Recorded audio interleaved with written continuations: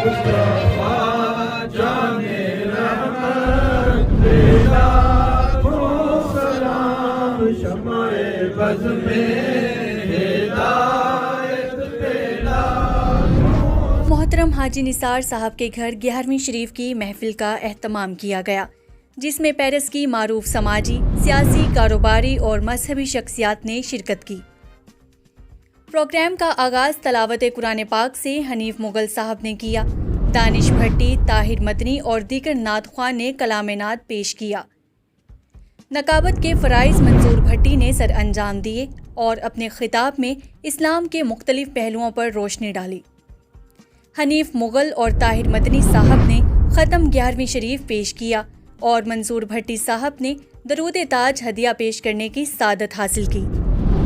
آخر میں اجتماعی دعا کی گئی، جس میں عالم اسلام اور خصوصاً پاکستان کے لیے دعا کی گئی.